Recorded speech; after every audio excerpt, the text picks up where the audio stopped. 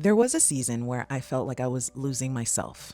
Every day started in chaos. I'd wake up to kids already needing me, the house already demanding me, and my heart already running on empty. And by 10 a.m., I was frustrated, behind, and questioning everything. Maybe you felt that too, like you're just reacting all day instead of leading your home with intention. But here's what changed everything for me: waking up at 5 a.m. I know. That sounds impossible, especially if you hate mornings. But give me a few minutes and I'll show you why this one choice can completely shift your home, your homeschool, and even your sense of self. When I used to sleep until the kids woke up, every day started in chaos. I'd open my eyes already behind. Someone needing breakfast, the toddler was crying, the house was a mess. I never had a moment to breathe, let alone prepare my heart. And when I started waking up earlier, I discovered something I didn't even know I was missing: freedom. Freedom to start the day with peace instead of panic. Freedom to choose how I spend my first minutes instead of having them chosen for me. And here's the secret: those minutes don't have to be productive. They can be life giving, but not necessarily productive. For me, sometimes it's a work task I genuinely enjoy. But for you, it could be painting, baking, reading, journaling, knitting, whatever makes you feel alive again. Imagine waking up not because you have to, but because you want to, because there's something waiting for you in the quiet that you actually look forward to. Psalms 90:12 says, "So teach us to number our days that we may get a heart of wisdom."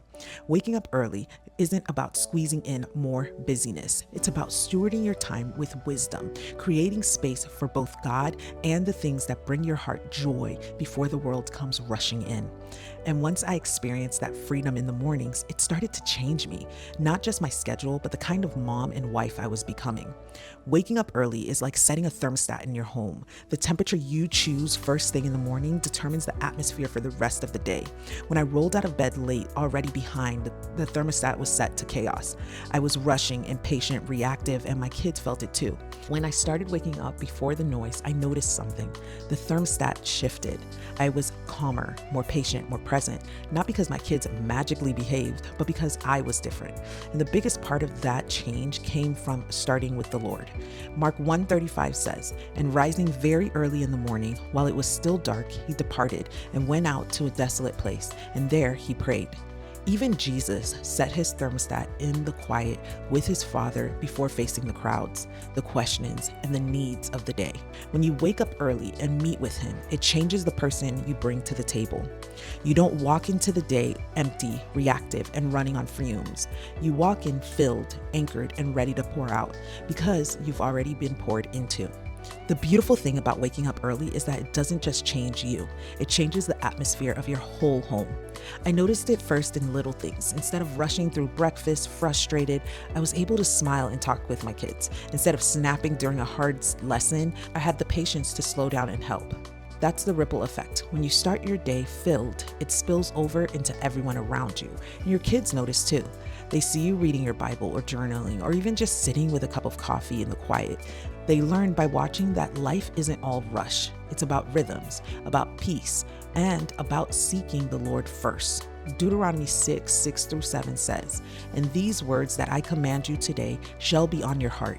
You shall teach them diligently to your children, and shall talk of them when you sit in your house, and when you walk by the way, and when you lie down, and when you rise." That's discipleship, not just in formal lessons, but in the daily flow of life. Waking up early gave me space to live that out, and my kids got to see it in action. The truth is, your mornings don't just belong to you. They set the tone for your family too. And when you start them with peace and presence, it ripples into your whole home.